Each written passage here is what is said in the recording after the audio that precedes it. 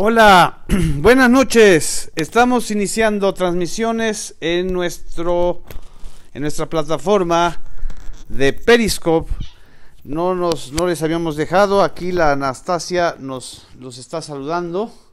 Buenas noches a los que se están sumando.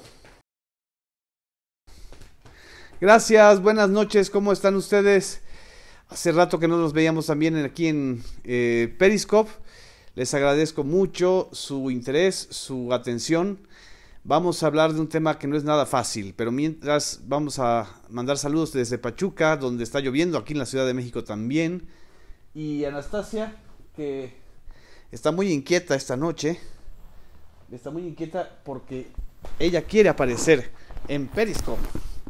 No quiere, se nos va. Saludos hasta Querétaro, hasta Irapuato. Y en la colonia Asturias, buenas noches, buenas y lluviosas noches. También en Coyoacán, saludos a estas inquietas meninas. Son más inquietas que un regimiento de Marina y del Ejército conjuntamente. Desde Mazatlán también les agradezco mucho su compañía, que sintonicen esta plataforma de un servidor en Periscope. Muchas gracias, que dice José Luis que Raquel y él estaban esperando la transmisión. ¿Cómo están? También a José Felipe Torres desde Colonia Álamos.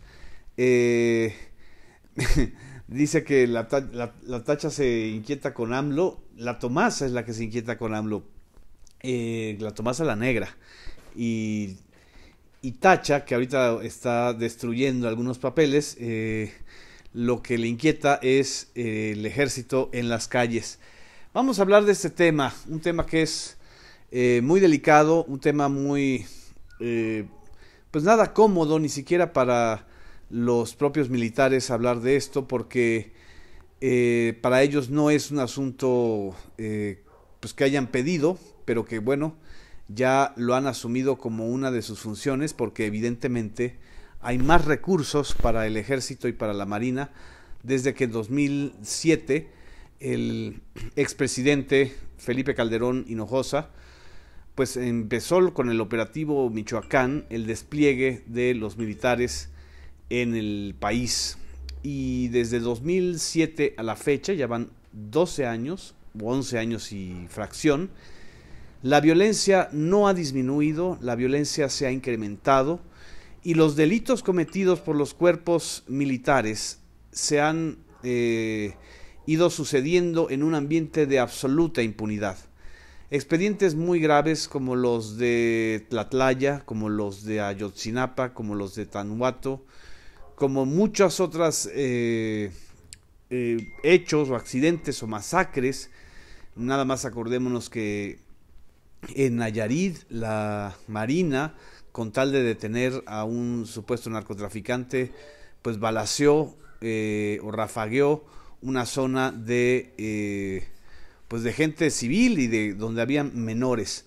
Por estas razones, el día de hoy, el colectivo Seguridad Sin Guerra, que agrupa a más de 300 organizaciones civiles, le demandó a Andrés Manuel López Obrador que cumpla con la promesa que hizo durante la campaña electoral de retirar a el ejército de los cuarteles. La reacción de esta organización se dio a conocer en el marco de los foros de pacificación o foros de escucha.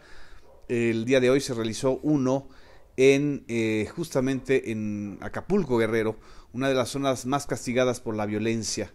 El comunicado, aquí se los explico, leo brevemente. Dice: las señales son confusas. Por un lado, a lo largo del país se llevan a cabo foros para la paz y la reconciliación, y por otro, fragmentos del discurso que hemos escuchado en los casi 12 años de guerra se repiten en contraposición del esfuerzo, las expectativas y el momento histórico que vive México. La declaración de Andrés Manuel López Obrador del pasado 24 de agosto sobre la necesidad de que las Fuerzas Armadas permanezcan en las calles llevando a cabo tareas de seguridad pública, al no acompañarse de un compromiso inequívoco de construir un proceso de desmilitarización responsable en el mediano plazo, es preocupante. El presidente electo ha omitido comprometerse con lo que en reiteradas ocasiones la Comisión Interamericana de Derechos Humanos, la ONU, la CNDH y este colectivo han recomendado el retiro gradual de las Fuerzas Armadas en tareas de seguridad pública y la recuperación de estas por parte de las policías civiles. Lo anterior, aunado a la ausencia del compromiso de abrogar la Ley de Seguridad Interior, hace oídos sordos a lo que se dice reiteradamente en los foros organizados por quienes integrarán la futura administración y la futura Secretaría de Seguridad Pública, y abona la incertidumbre sobre la voluntad del próximo gobierno para detener la militarización que a lo largo del país ha venido acompañada de un incremento a la violencia y las graves violaciones de derechos humanos. Tampoco existe claridad en la intención de crear una Guardia Nacional y mucho menos de su naturaleza. Desde el colectivo Seguridad Sin Guerra, integrado por más de 300 organizaciones y personas, externamos nuestra preocupación por la falta de claridad sobre un plan de retiro gradual de las Fuerzas Armadas y el restablecimiento del orden constitucional.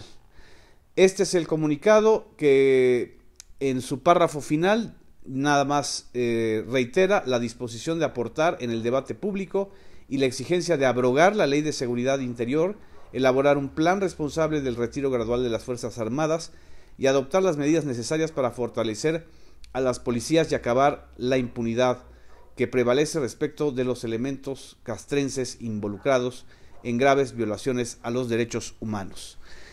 Es una situación muy difícil, no es una situación que uno pudiera resolver de tajo. La expectativa de muchas organizaciones de víctimas de defensa de los derechos humanos es que se diera el retiro completo de la orden, más bien del jefe de las Fuerzas Armadas, que será el próximo presidente del país, de retirar a las fuerzas del orden castrense, ya sea de la Sedena o de la Armada Marina de México. Hay dos lecturas que quiero compartirles con ustedes en esta coyuntura y en esta demanda que es muy legítima, necesaria. Nosotros mismos como periodistas hemos documentado la inoperancia del tema del ejército en las calles. Uno, en primer lugar, la declaración del 24 de agosto de López Obrador se hizo en el contexto de su primer encuentro con el alto mando militar y para que ellos decidan quién va a ser el próximo secretario de la Defensa y quién será el próximo secretario de la Marina. En este contexto es muy difícil que alguien que no ha tomado el poder y que tiene la posibilidad de vulnerabilidad como López Obrador no va a decirles, pues yo el 1 de diciembre lo que voy a ordenar es el retiro de las Fuerzas Armadas. Creo que López Obrador está preocupado y creo que entiende y le interesa muy bien, es un político que ha recorrido todo el país y entiende muy bien la situación de las Fuerzas Armadas y las labores policíacas. Podemos ensayar aquí tres explicaciones. Uno, no quería pelearse en este momento con el alto mando militar al ordenar o al anunciar el retiro de las Fuerzas Armadas. Dos, su prioridad es tener al frente de la Secretaría de la Defensa Nacional y de la Secretaría de Marina a militares de carrera. ¿Qué quiere decir? Que tengan más vínculo con la tropa, con la calle, y que no solamente estén preocupados por los negocios que se generan a partir del despliegue de las Fuerzas Armadas en la calle o en las calles. Y tres, evidentemente no hay Secretaría de Seguridad Pública, solamente hay un titular que va a entrar en funciones una vez que se apruebe el esquema de una seguridad pública ajena a la Secretaría de Gobernación. López Obrador explicó que las fuerzas de la Policía Federal no son suficientes. Esto es algo que también ya sabíamos, aunque también se ha incrementado muchísimo el presupuesto de la Policía Federal. ¿Qué estoy planteando aquí? Una lectura coyuntural de la declaración de López Obrador. Y creo, por mi lado, y por eso es importante este comunicado de Seguridad Sin Guerra, que el gobierno de López Obrador va a responder y tiene que responder a la presión social. Tiene que responder a la demanda de las organizaciones reales, a la demanda de las víctimas y de las organizaciones que defienden a las víctimas, reales, no solamente a las que utilizan a las víctimas como plataforma política o incluso en algunos casos como caballos de Troya de los grupos regionales o de los grupos incluso del crimen organizado. Vamos a entrar en una etapa muy delicada porque evidentemente va a haber un periodo en donde seguirán las Fuerzas Armadas en las calles. Lo que no se debe permitir, por un lado, es más impunidad en los delitos y los agravios que cometan, en los abusos que cometan. Y dos, efectivamente hay que derogar la Ley de Seguridad Interior, pero en este momento la Ley de Seguridad Interior está en manos de la Suprema Corte de Justicia, que va a determinar la constitucionalidad o no de esta ley que ya habíamos comentado, se aprobó en diciembre del 2017, poquito antes de que empezara la campaña electoral presidencial. Y tercero, el esquema de seguridad y de combate al crimen organizado y de defensa de los derechos de las víctimas es algo que debe involucrar a toda la sociedad, no solamente a las organizaciones que están participando en los foros o a quienes dicen o representan o están encabezando las demandas de los familiares que son en todo caso el primer círculo, pero la seguridad pública es quizá la función primordial de cualquier Estado. Hay una definición clásica de un filósofo alemán, de Max Weber, quien dice que el Estado es el monopolio legítimo de la violencia. Lo que hemos vivido durante 12 años es el monopolio ilegítimo de esta violencia, ya no solamente en manos del Estado, sino en manos de grupos del crimen organizado, que en muchos casos están vinculados con el crimen organizado. Este es justamente el tema más delicado. Creo que vamos a vivir un proceso intenso, y hablando de proceso, pues precisamente la revista Proceso tiene en su portada esto que estamos mencionando: AMLO se cuadra a la Secretaría de Marina y a la Sedena. Es importante la presión social, es necesaria también la crítica y el cuestionamiento, porque si pasa más de un año y no hay una visión, un plan gradual de retiro de los ejércitos y de los cuarteles y de los marinos, o sea, de los soldados y de los marinos, vamos a vivir una situación muy tensa. Y por otro lado, pues también el sentido común a veces indica que a los delincuentes no hay que revelarles las estrategias.